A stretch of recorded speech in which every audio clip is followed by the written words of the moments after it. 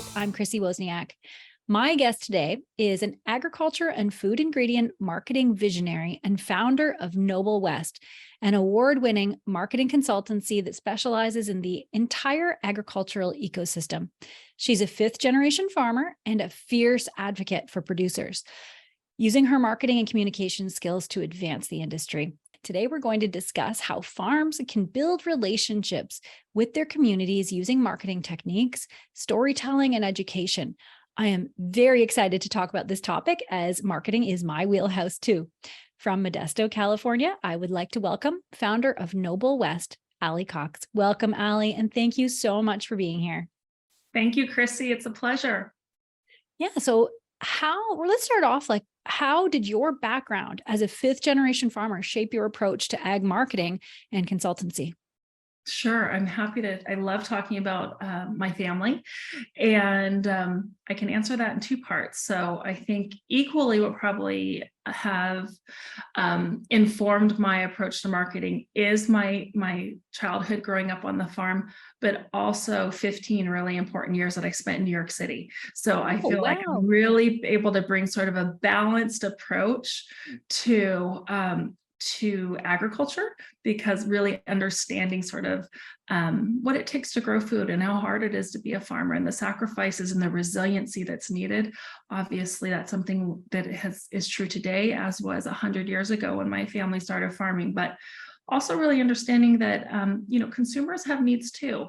They need to know more about their food, as do restaurateurs and chefs. So we really love being able to tell kind of that full story. Yeah, that's amazing. And I couldn't agree with you more.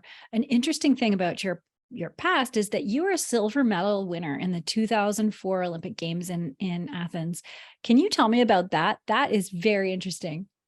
You sure can. I'm never one to back down from a challenge. I think my CV can prove that. I started rowing at the University of San Diego when I was in college, but really went into it as a successful athlete, a successful high school athlete from Turlock High School. And I played all the sports and then started rowing at USD and developed a real passion and kind of physical, spiritual, and really emotional aptitude for the sport of rowing.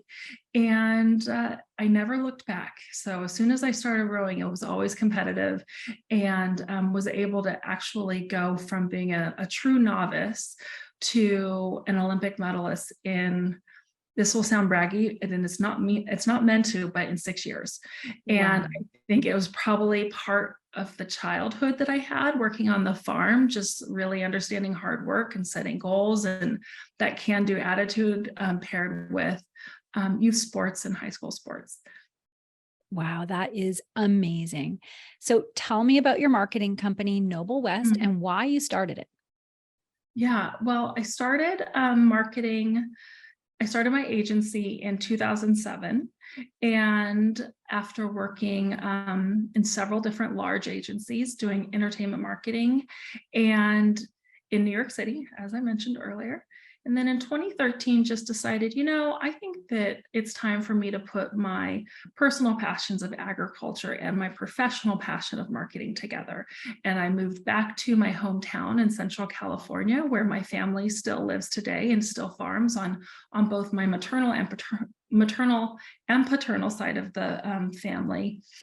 And just kind of one client at a time. My first agriculture client was the California Dry Bean Advisory Board, and proud to say they are still a paying client. I love the work we're doing in beans, but really just one client at a time, decided to focus and start telling stories. And it took a couple of years of getting kind of some, solid portfolio work under it. But now I'm really proud to say, since 2020, we have not taken one project that is not agriculture based. Wow. And so our entire portfolio is food and ag driven, which has been amazing in so many ways. But I think probably, I don't want to say most surprising, but maybe most fulfilling way is in the team that has decided that Noble West is their work home, because we have become a mission-based we really have become a mission-based agency where I think people who find us are like, wow, I love food and I want to learn more about it so I can tell those stories. And then I train them on ag, or they come from ag families and they believe that, like I do, what got us here is not going to get us there. We have to evolve and like continue to iterate. So it's been truly passionate. It's a passion project for sure. And one that I feel really blessed to be able to do. And our clients, we have international clients, and then we also have clients that are right here in Central California who are doing international work. And that's something that I think is probably another one of the more surprising turns that my career has taken, is just the international component. Because if you're growing food at scale, you typically you're selling it internationally as well, especially coming from where I sit in California, because we have 400 marketed specialty crops, and many of those are only grown in the state. So Yeah, for sure. That is amazing. And I'm sure you know, obviously, because you lived in New York City for so long, but the average consumer has never been further away from where their food originated from in probably all of history. And they don't have the time or the need to look further than the grocery store. So it's like how I look at my iPhone in this super busy world. I don't care how it's made. I just want it to serve its purpose. So in that kind of world, how do we in the ag industry even get the attention of the consumer? Well, that's a loaded question, Chrissy. We're happy to dive in.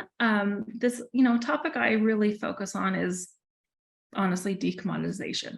So in my opinion, if you want to be serving food to its highest value, that really means it has to have a brand value. Once you assign a brand, you can assign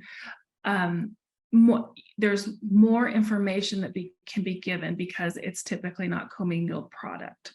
So that means that farmer story and the origin story, which we love to tell, is really, really critical. So we focus on hero food ingredients, meaning that if it's on a charcuterie tray, it's probably something we want to market, because that means there's a full story that has to be told. So if it's a cheese selection, where the cheese came from, the breed of the cow, the water sources, their nutrition components, their temperature that they were milked in, all of those things sort of form the story. And that's something I love to tell. And that is when we have that opportunity through typically a brand, because that's just the way it goes. That's when consumers have the opportunity to learn more, and they have the opportunity to find food through a brand that they align with ethically, because the brand has taken the time to tell the story. Now, again, that can only happen once there is some sort of decommoditization.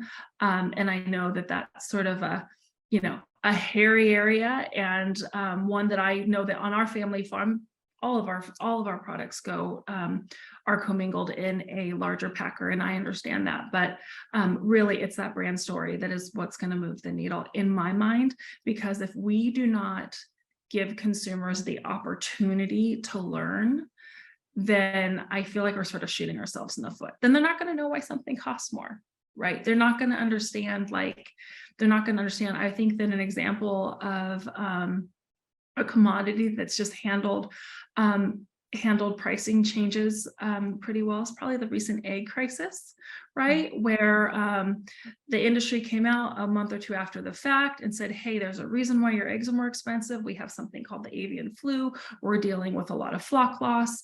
Please bear with us. And you know what? I think the market has settled a little bit. And of course, because of that, I think that we all value our eggs a little bit more today, and want to know more about where we had the opportunity to learn more about that, because again, this was a crisis on our hands.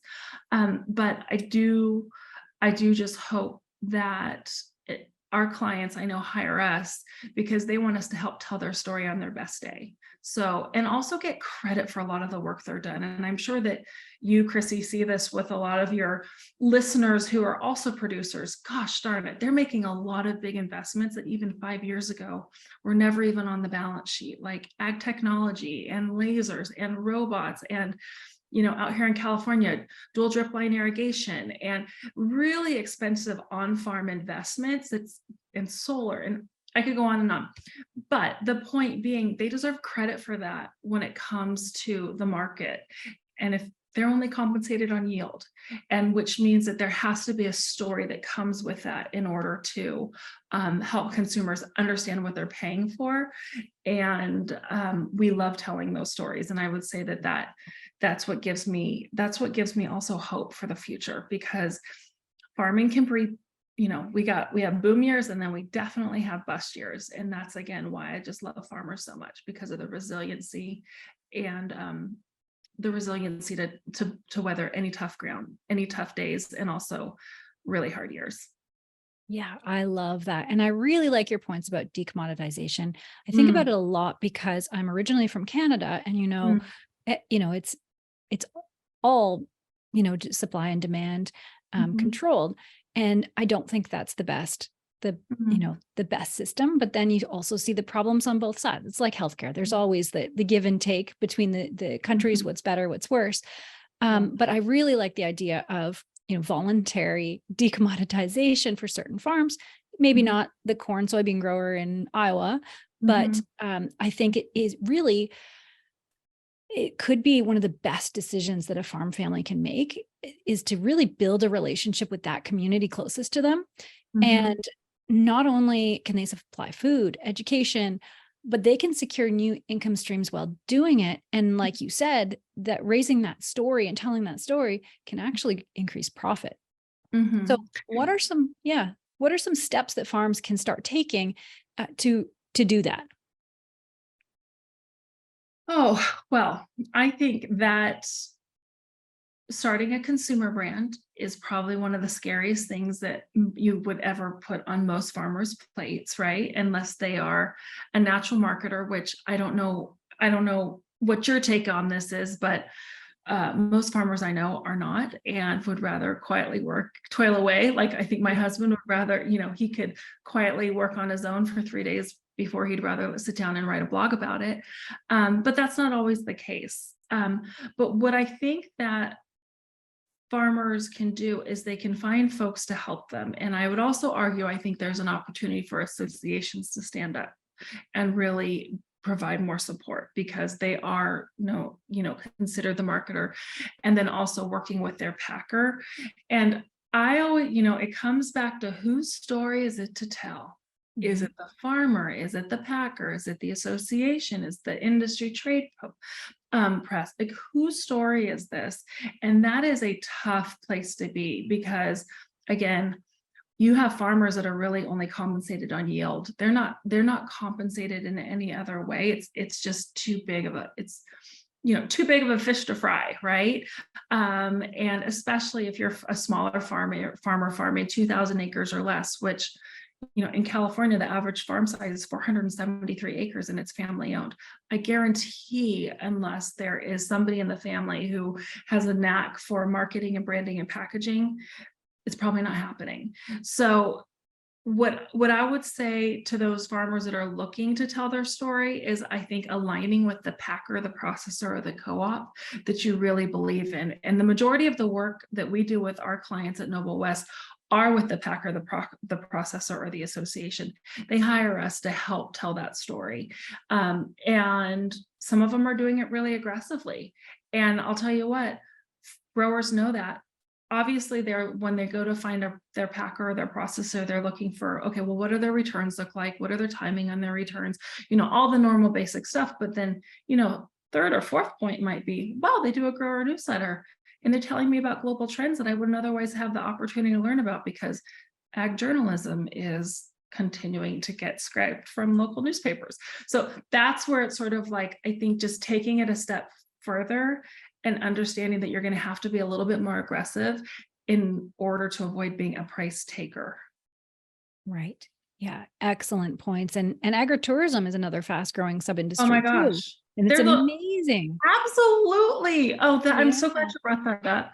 Agritourism is something that I have been anxiously wanting to get involved with. One of our clients did convert a barn, and they are kind of doing like agritourism camping. There's also an agritourism nonprofit that will support client, and I'm happy to send you the link for show notes later, but they will help you convert sort of your current agriculture streams, your ranch, into like an alternative revenue stream to have, camping or a Airbnb, and really train you how to utilize people so it's a more authentic experience.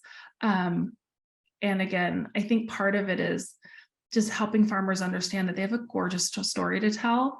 It's not perfect. Nothing's perfect. Everybody has weeds. It's always going to be a little extra rocky, but if you can really focus in, I think, on the good and understand the role that it takes. Yeah, absolutely. I was just at the Florida Agritourism Convention a couple of weeks ago, Mhm. and it was completely sold out weeks before. It was the very, very first Mhm. one. It was Mhm. incredible. There is a Mhm. hunger for more tools, Mhm. more modern ways to connect with consumers and to build these Mhm. relationships and have these new sources of revenue. So are you seeing the same thing in California then? Absolutely. I definitely am. And and this is a great, fantastic way for those smaller farms that are having a really hard time making ends meet, like their yield's just not going to cover it. They have to have alternative revenue. This is a fantastic way. It does require some legwork, right? But I think it can also be pretty fun.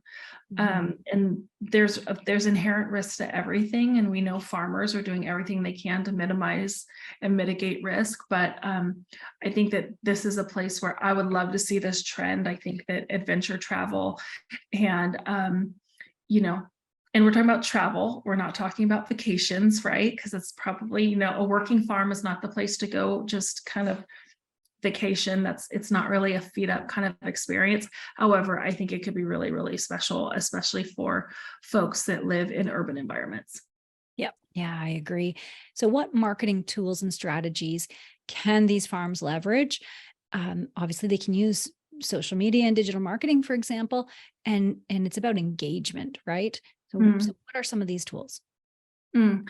Well, I would first go back to my original point. I think that if you are a smaller farm, aligning with a co-op, aligning with a packer or a processor that you believe in, ask to see that. And when you're deciding if you're going to go with them, tell your grower rep, hey, can I see your marketing strategy? I'd love to know what your plans are. Be aggressive about that. That's like rule number one.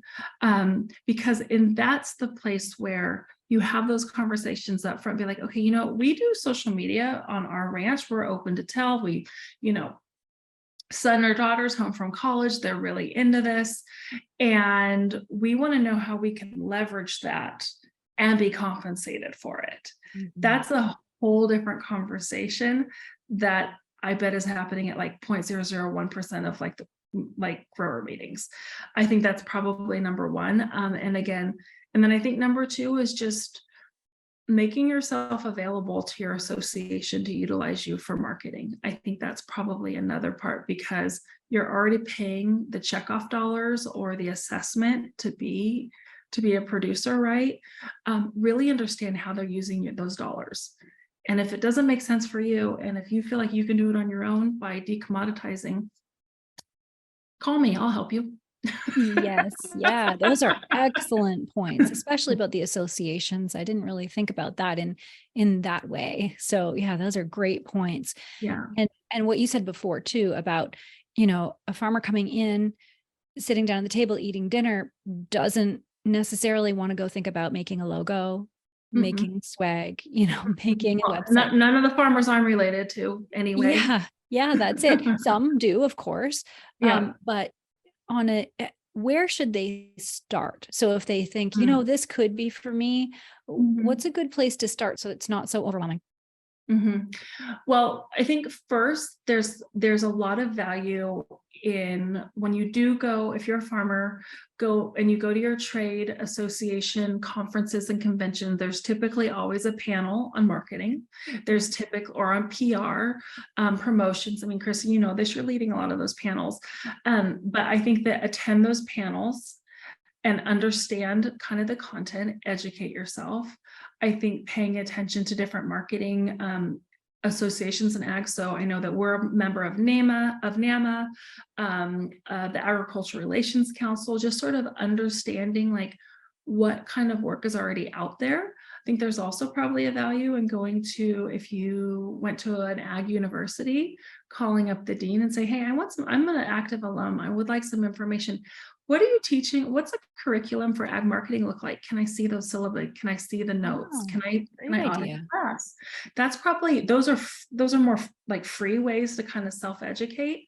I think that's probably number one. And then number two, like I said, I would really lean on your packer or your processor. Like they have marketing dollars. And again, the associations, like they have marketing dollars, they have marketing coordinators. And I think they should be held accountable to do great work. Right. Yeah. Yeah. And I've, discussed, thought about, had panels about that divide between the farmer and then there's really twice removed before the consumer. So that story of the farmer, like you said before, whose story is it? And unfortunately, we've gotten to the place where it's the person designing the package. Those people are creating the story and it doesn't reflect what's happening at the farm. And I think that's been very manipulative and it's led to mistruths. And really, the more I'm in marketing, the more I hate marketing because I can see it. I'm sure you're exactly the same way. And you're like, that's not true. That, that orange juice can't be GMO free because it's not a GMO product, right? Those things are really, it's organic from another country. It can't be. It had to have ethylene. I don't know what to tell you. I used to gas up trucks from the melon dock in high school. Like, I don't know what to tell you. It's got to. Yeah. Yeah, that's it. So yeah, it's not like why are we allowing this, but how do we fight it, I guess? And is it through the associations? Like I have so many thoughts. Yeah. So many thoughts. Chrissy, I love this conversation. I could do this all day. So what I still don't understand, and I quite frankly, I think it might be my reason for being, I think it's why God put me on this earth, is to tell these stories, but there somehow is an ocean between ag marketers and food marketers. Right. There's an ocean. I don't know what to say. And I think that I have this special raft in the middle of the ocean to cascade both, right? Because my entertainment marketing background of working in New York on consumer brands and being really, really close to consumer insights and all the rest of it, and PR and all that. And then, of course, my childhood of working across, 10 different commodity types. Now, that ocean, and that's the reason for being for Noble West. We are a food marketing agency who tells agricultural soil-borne stories. Wow. We're not. That is who we are, right? Like how it was grown and by whom matter so much to this story. And like I've said this before, new business is really not too terribly challenging for me when I'm thinking through our client criteria for new biz. So if I go to a food brand and I say, so tell me where your top 2 or 3 ingredients come from, and they don't know the answer, they're going to hate working with us. Because we are going to want to dial into their sugar supplier and their flour supplier and their oat supplier and all the things, because that's the story. We're marketing what's in the food. It's food ingredient marketing. And I would love for more agricultural marketers to think of themselves more as food ingredient marketers, even if you're on the chemical side of things. Right? How is this? Because I think that in ag, again, it's that big divide. We're either marketing tractors and chemicals and, cartons, boxes, and trucks, or in ag technology, which I have to say we do a huge part of our business is ag tech, both food tech and ag tech. But like, that's where the overlap. And that's where I think like marketing is just leveling up. Across the board. It's not just about making something pretty. It's about understanding the strategy with integrity. And if we're not doing that, we are not serving our farmers and we're not serving our consumers. And so then we're like at a net loss. And then we've got a broken food system that's a race to the bottom just on what's cheaper. And what's cheaper is going to mean farmers have to have more yield, and it means consumers are going to lose trust. And that, I think, is where that messy middle is, again, my whole reason for being on this earth right now, professionally, because we've got to get to the bottom of it. And I think that I have a special in because our clients know that I will never exacerbate their story. I believe in agriculture. I believe in the history that it took for us to get to this part. And I also have a very vested interest in making sure that our family farm and my farming community thrives, and anything that we can do to support that. And I think that's where, I just think that's where Noble West has just kind of carved out a specialty, and want to do anything we can, because we understand the repercussions of operational on-farm changes based on marketing trends. It's tough out there. You can't just say, you know, you should just go do regenerative almonds. Okay, I'll get a flock of sheep. I will learn how to I'll find a vet. It's not just an overnight thing. Right. Exactly. Yeah. Oh, you speak to my heart. I love it. It's amazing. And it really, what you're saying is going back to considering decommoditization so that you don't have to go through those channels that twist your story and miseducate. So I really like where you're headed. And what do you think over the next decade, how agriculture marketing is going to evolve? Do we have the power to do what you're saying? Is it worth a shot for us to do this? I don't see an alternative. Yeah. So there's that. I don't think that there is much I don't think there's much appetite for more of the same. I think that I don't think there's much more price elasticity to find. Right. But one area that I am very hopeful about is the retail knowledge. I think that the amount of knowledge accessible to retail partners, so the grocery store chains and even if you're local, if you're e-com, if you are, any of the boxes, I think that the retail experience is something that's pretty special. And we see it because we do a lot of retail marketing for our clients, where they hire us to say, hey, help us tell our best story to our retail partners so they really understand what they're selling for us, right? Yeah. I think that's an opportunity because, and I see retail partner, I see it because we meet the marketing coordinator for the grocery store, and we see how voracious they are to find out as much information. They are foraging. What photos do you have? What videos do you have? Do you have any? Can I get a quote? Tell me more about this. They're clawing for information, and the more they claw, that's more access for consumers. So I see that as a positive across the board. And that's something that I know our clients are really leveraging. It's not just about the weekly shopper, the paper with the coupons. It's more so about telling that fuller story, both for point of sale marketing and digitally. And I think that's a win-win for consumers. Yeah, definitely. So where can people find you? The best place is wearenoblewest.com. And also on social media with the @ We Are Noble West. And I would love to continue any of these conversations. I hope I sparked a little something. A regular. Yes, that would be wonderful. And I have one last question for you. And I think we kind of covered it already, but why do you serve the industry? And among all of this, what lights you up the most? Yeah. I think I can answer that in two parts. The first part is I serve the industry because I don't see another path. It is part of my calling. And I'm so passionate about helping farmers understand what the future looks like and what the future could look like in a positive way. And helping consumers understand more about their food and more about how to value their food and assign more value to each food. So that's my number one. And then, of course, my second is just, I look my two little boys in the eye. I want to make sure that they're able to farm I want to make sure they have the opportunity in 15 years because we've done a good job stewarding the land today and stewarding the industry. Yeah, very honorable. I love it. Awesome.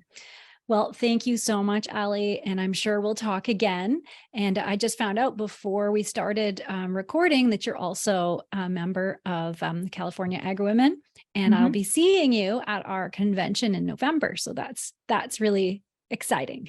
Fantastic. Thank you, Chrissy, for having me. And thank you for all the amazing work you do on your blog, on your website, and videos, and on this podcast. You are telling stories that need to be told. Thank you. And thanks to all who are watching or listening. If you want to learn more, the links are provided in the show notes. And don't forget to subscribe to North American Ag Spotlight on YouTube, Rumble, or Telegram channels. And the podcast is available on Spotify, Apple, Amazon, Listen Notes, or wherever you listen to podcasts. And if you like this episode, I would love it if you shared it. And have a great day.